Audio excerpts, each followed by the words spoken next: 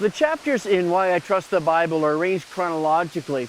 And because of that, I had to start with what I think is one of the oddest charges against the Bible, and that is the issue of Jesus' mythicism and the historical Jesus. Jesus' mythicism says that Jesus never existed as a real historical person. Christianity is the result of a lot of ideas that someone put together in this mythical person that we call Jesus. And they will often say, well, there's no historical proof that Jesus actually existed. And that's simply not true. Josephus was a first century Jewish historian. He was not a Christian. He makes two clear allusions or statements about Jesus. Jesus is mentioned in 4 Roman writers. He's mentioned in 2 Greek writers.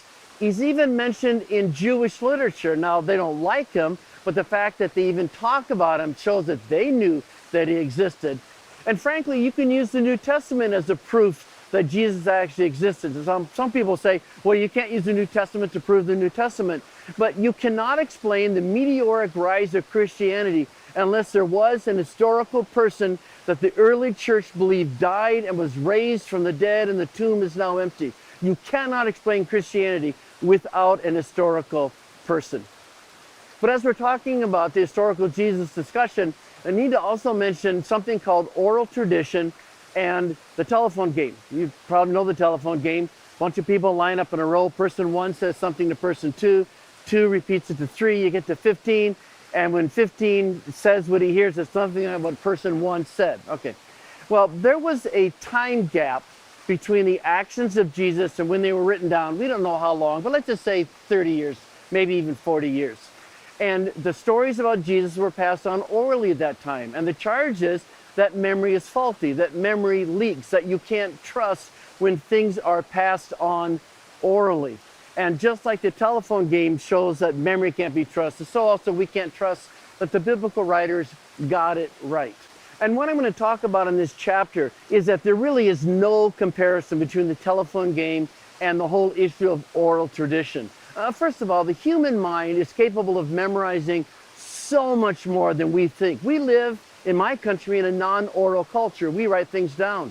But in an oral culture where things are transmitted orally, memory is incredibly valuable. We believe that Jewish rabbis, some of them memorized the entire Hebrew Old Testament. We know that Greek school children memorized the entire Iliad and Odyssey. It's over 200,000 words.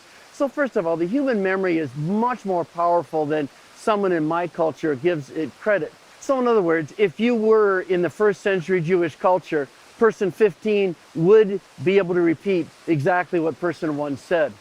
But the comparison is faulty at other points too. In the telephone game, it's only 1 to 1 to 1 to 1, and there's no controls along the way. But what we have in the Bible is social memory. We have groups of people memorizing, repeating, correcting one another. No, that's not how it happened. I was there. This is what happened. And so you have this whole thing of social memory. And among many other arguments, remember too that the Christians have everything at stake. The telephone game has nothing at stake. If the 15th person has no consequences of not knowing what person 1 says, what's the big deal?